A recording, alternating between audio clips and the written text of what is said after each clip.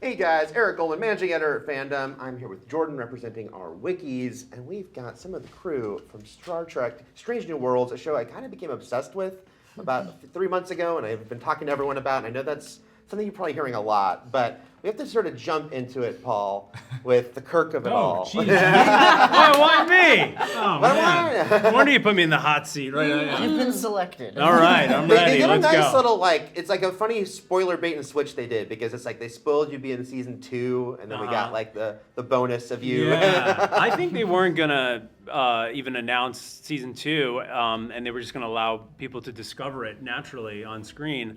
But then some photos got leaked, and they were like, I mean, it was like, well, yeah, we're gonna go to downtown Toronto, Yeah. In the and middle we're of rush with Paul hour. Wesley dressed in a captain's uniform. Nobody's gonna He notice. just does that for fun. I said, yeah, exactly. No, and I said, I was like, guys, someone might see this. They're like, oh, we'll be okay. I'm like, okay. So that's what happened. For all you guys, I mean, look, a lot of you are playing characters that were pre-established or have names of characters pre-established, but was it still kind of cool to have like, oh wow, this other very big piece of the puzzle kind of being thrown into the mix for you? Yes. When you see the script and you go, oh, we're doing Captain Kirk scenes. You know, Okay. when they made the decision to add Paul, I did receive a very sweet call from the showrunners saying, so we just want to let you know Just casually. that we're doing this thing, and I was like, it's fine, guys. But you'll know what to do with it. Don't worry, it's fine. Anson called me before I stepped foot on set, and was just like, "Hey, man, welcome." And you were so gracious and kind about it, and I really appreciated it so much, honestly.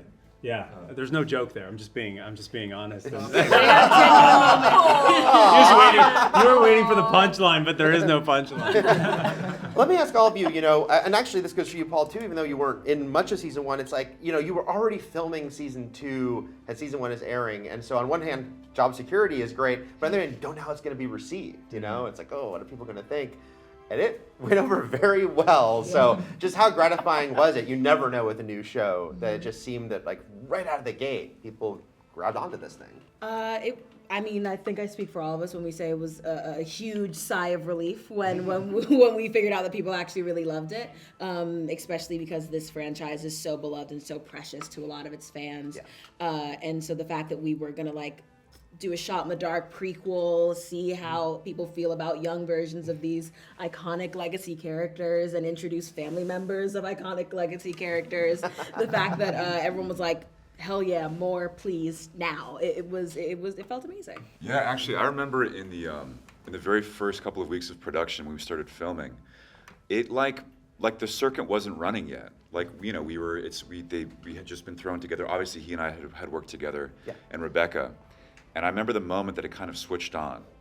And I was concerned there for a little bit, like you don't know how a new cast is gonna, gel and work together. And it was an amazing moment to kind of see it start to turn on and work and be what it's become. Mm-hmm. Yeah, and the realization, okay, everybody's an adult. Everybody's sane. Yeah. All right. We're good. Some more sane than others, but yeah. And I know a lot of people are wondering this. Besides, obviously we have to assume Pike. Do you yourself have a favorite Star Trek captain, and was there one in particular that maybe you drew some extra inspiration from when preparing for the role of Christopher Pike? Not really. I mean, obviously I went back and I rewatched Jeffrey Hunter's work. I grew up watching the original series, so I'm a big Shatner fan, and then junior high school was the beginning of Next Generation. I like all of them, but honestly, I was more concerned about making a new captain and wanting to differentiate him from everything else we'd had before. Okay. Although I did set myself an arbitrary goal of, if you watch the first Kelvin timeline movie, the last bridge scene, Chris Pine absolutely nails the Shatner walk across the bridge into the chair, and he sits perfectly. I was like, wow, I'm gonna try to one up that. I know I'm not playing Kirk, but I don't care. I'm gonna try to do that. But what's interesting is now having Paul playing a younger version of Kirk, there is this kind of rejiggering of that character, and I like to think sometimes that there's just enough of that style, that walk, that command mode that maybe Kirk took some of that from Pike. There you go. Full circle. Yeah. Christina, La'an, she sort of took off on her own journey at the end of season 1. I'm guessing she will be reunited with this group. But Oh my gosh. anything you can say about, just where she's? It was a big move for her to kind of make this go out there on her own like that. And where's her head at? Yeah, I think for her, going off and helping Oriana find her family is some way, some closure for her Right. and her experience. If I can help this little girl find her family, then what happened to me is kind of okay, So I think that's where her head's at when we leave her in episode 9. And then in season 2, we will see her again. But that's all I can say, unfortunately. I thought you got offered a better contract. Well, I wasn't going to drop that at Next Comic-Con. season on Riverdale. Yeah. And then, Ethan, for you, the Kirk-Spock friendship is sort of a very iconic part of this franchise. And now you've been establishing, the bond he has with Pike. So it's been interesting for you to kind of make sure that it's not a copy, it's its own thing. And now that you're introducing Kirk into the mix, is it kind of, you have to kind of track, these two very important men and what it means to him? I say it a lot, but I think a lot of the work for us is done in the writing. And so right in the finale, we kind of don't quite connect Kirk and Spock, Yeah. And that's obviously purposeful. But yeah, I just really focus on, I sort of imagine Pike to be sort of like a fatherly or older brother figure to Spock. I think he's one of the people that's teaching him how to be human, and so I just kind of focus on that, and wherever that takes us, it'll take us, and we'll see what happens in season 2,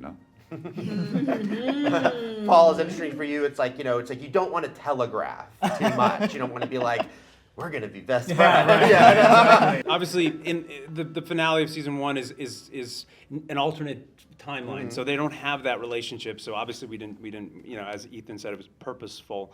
And without giving anything away, yeah, I definitely think there's, it's in the early stages of it, but there is that kind of intrigue. This guy's interesting, and maybe there's a part of me that wants to explore a friendship with him. I think there's a little bit of that you have to telegraph a little bit.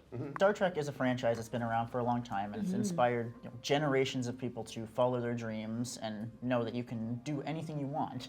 For you personally, what has been the most rewarding part of stepping into this franchise that's just so inspirational?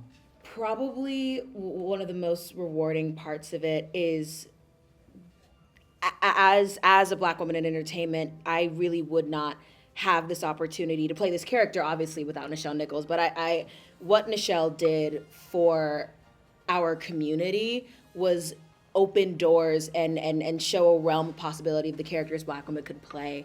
And so to have an opportunity to sort of pay homage to that and continue to pass that torch down, it's incredibly rewarding. I think that's the most rewarding part, is to step into this character who paved the way for me and continue to utilize this character and this role and this opportunity to pave the way for other women behind me. It's incredible. That's the most rewarding part, is to sort of receive that. And obviously, when you get to this point in the franchise, where it's been around for several decades, you get a lot of lore involved, a lot of deep cut knowledge that's not necessarily surface level.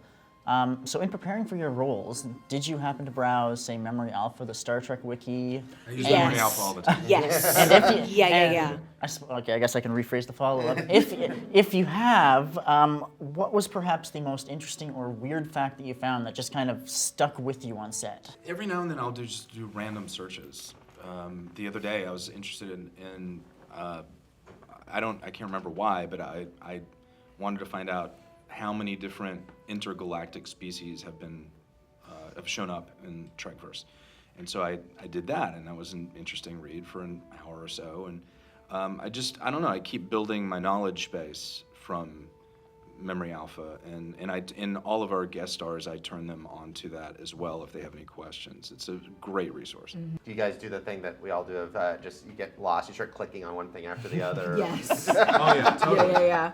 I found out that I don't know if this is established canonically, but on Uhura's Memory Alpha page, apparently she does long distance running. I did not. I did not know that. But it makes sense. She's Kenyan. It makes total sense. But just like the little things that people are picking up on, it is so helpful to have that sort of established reference to look to and to check yourself in. It's wildly helpful. I love the idea of like you can send an email to your producers being like, oh, you know. I gotta start running now. And then lastly, Anson, your character he had at the end of the season, he kind of come full circle with. He's got quite a weight on his shoulders, knowing this future of his. It seemed like he had come to a place of acceptance. Can he fully? It's like, can he kind of compartmentalize such a big thing, or it's just like I'm gonna go forward, and when that comes, that time comes. Yeah, I think that was what we achieved in season 1, was to fully accept that fate. It's one thing to say that you understand it and you accept it, but to actually go through acceptance, it's kind of like when you meet people who've been given a terminal diagnosis that say, I've never been more alive. Mm-hmm. He's now finally to be in that place, and we're going to get to start seeing a more fully realized Pike who's just in the groove. That's where I think he is. Gotcha. Well, guys, I know you're well into making season 2. We don't get to see it till next year, though, right? That's the only sad part. Yeah. Well, you should just rewatch Star Trek: Strange New Worlds on Paramount Plus. This is great. Yeah. Season 2 is coming next year. Thank you guys so much for being here with us. Thank Keep you. your plenty more at Fandom. Thanks.